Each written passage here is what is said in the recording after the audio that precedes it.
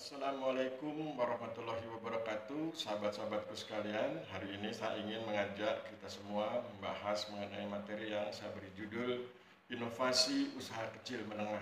Saya ulangi, kita akan bahas materi berjudul Inovasi Usaha Kecil Menengah. Materi ini saya ambil dari karya atau artikel dari Trisnawati yang ditulis tahun 2016 dengan judul Kajian Inovasi Sektor Usaha Kecil Menengah dengan Pendekatan Sistem Dinamis, Studi Kasus pada Industri Makanan di Kabupaten Sidoarjo, Jawa Timur.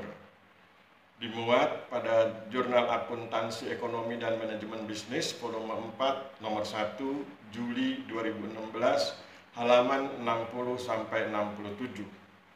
Mari kita bahas. Trisnawati mengatakan bahwa posisi UKM, usaha kecil menengah, berada di posisi terendah dalam struktur ekonomi negara, tetapi banyak berkontribusi bagi pendapatan negara. Tingkat persaingan sangat tinggi di UKM, usaha kecil menengah, dan dengan persaingan yang ketat. Banyak UKM yang muncul, namun banyak yang kemudian bangkrut. Untuk mengetahui persaingan dalam UKM yang kompetitif, perlu melihat seluruh situasi dengan menggunakan pendekatan sistem dinamis. Beberapa aspek yang terkait dengan UKM, usaha kecil menengah, yaitu 1. Aspek organisasi, 2. Aspek institusi, 3. Aspek fungsi, 4. Aspek aktivitas, dan yang kelima adalah aspek dinamika organisasi. Perspektif yang digunakan adalah sistem dinamis atau pendekatan sistem dinamis yang memiliki 5 tahap analisis, yaitu pertama, problem recognition, yang merupakan tahap pengenalan masalah yang dilakukan peneliti melalui pengumpulan informasi yang berkaitan dengan situasi problematik, lewat data primer maupun sekunder. Kedua, problem understanding and system description. Saya ulangi, kedua, problem understanding and system description, yaitu tahapan di mana hasil dan pengenalan masalah pada tahap sebelumnya akan sangat membantu peneliti dalam memahami permasalahan dan pola hubungan masalah dalam sebuah dinamisasi sistem, di mana kemudian oleh peneliti nantinya akan digambarkan sebuah model atau diagram sistem dinamis dalam bentuk start flow diagram atau SFD. Start flow diagram atau SFD. Ketiga, qualitative analysis, yang merupakan tahap analisis secara kualitatif atas diagram sistem dinamis yang telah dibuat sebelumnya.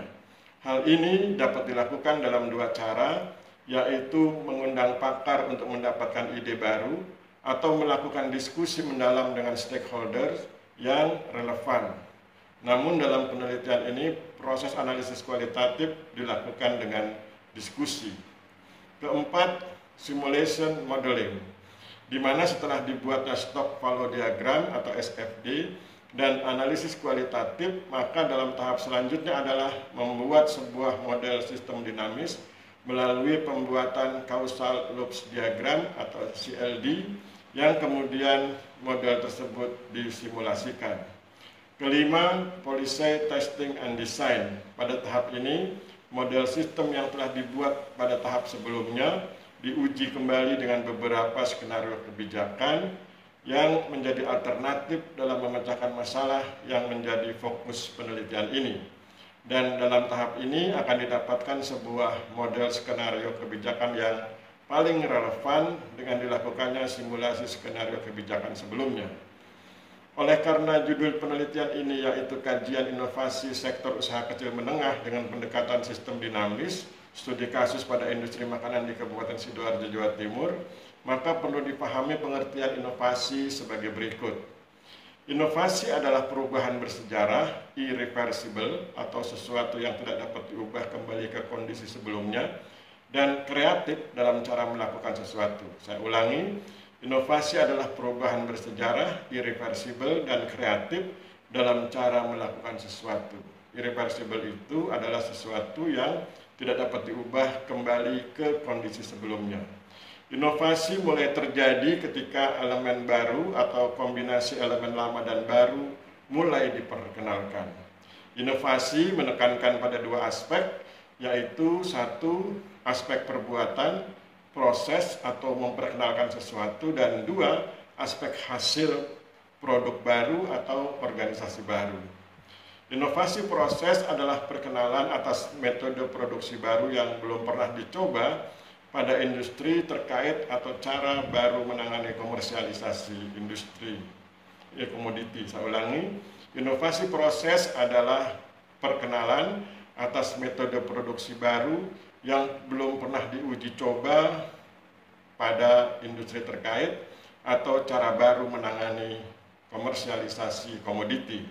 Inovasi produk adalah perkenalan komoditas baru di mana konsumen belum mengenalnya atau komoditas dengan kualitas baru. Dari sejumlah sentra lokasi UKM yang ada di Kabupaten Sidoarjo, lokasi penelitian yang diobservasi antara lain 1. Sentra industri ikan asin terletak di Desa Gisik, Desa Cemandi, Kecamatan Sedati. 2. Sentra industri tahu terletak di Desa Tropodo, Kecamatan Krian. 3. Sentra industri tempe terletak di Desa Sepande, Kecamatan Candi. 4. Sentra industri kerupuk ikan terletak di Desa Kedung Rejo, Kecamatan Jabon. 5. Sentra industri bandeng terletak di Desa Penatar Sewu, Kecamatan Tanggulangin. 6. Sentra industri kerupuk terletak di Desa Jatikalang, Kecamatan Prambon. Masalah yang dihadapi UKM, usaha kecil menengah, yaitu masalah teknologi, keseragaman mutu produk dan sanitasi, kemudian masalah kapasitas dan kesempatan untuk berinovasi atau mencoba teknologi baru, masalah modal, masalah infrastruktur, transportasi, distribusi, quality control, standarisasi, skala ekonomi, promosi, masalah akses pasar, citra produk, kualitas produk, ketersediaan bahan baku, masalah tidak ada branding, masalah kualitas, volume tidak memadai, otorisasi bahan pangan, masalah penetapan batas kontaminan, kerumitan sertifikasi impor maupun ekspor, masalah sistem standar label yang tidak konsisten, masalah produk, masalah pengembangan produk, masalah kontrol kualitas, masalah akuntansi, masalah mesin atau otomatisasi, masalah organisasi pengelolaan, masalah pemrosesan data, masalah teknik pemasaran dan penelitian pasar. Jadi banyak sekali masalahnya. Oleh karena itu kemudian saran peneliti perlu perbaikan terkait aspek organisasi UKM, yaitu kerjasama dan networking guna mendukung inovasi UKM. Hal ini dilakukan oleh elemen pengusaha UKM, pemerintah dan pihak pasar. Kemudian perlu perbaikan terkait aspek institusi UKM, yaitu tentang kerjasama dan networking guna mendukung inovasi UKM. Hal ini dilakukan oleh elemen pengusaha UKM, pemerintah, dan pihak pasar.